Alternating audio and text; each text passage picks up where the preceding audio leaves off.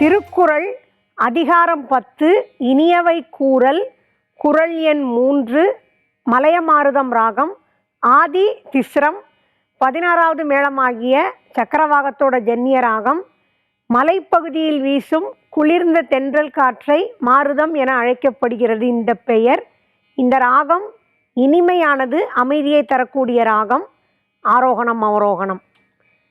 சரி க பத நீ சா சா நீ த ப க ரி சா. முகத்தான் அமர்ந்து இனிது நோக்கி அகத்தானாம் இன்சொல் இனிதே அறம்.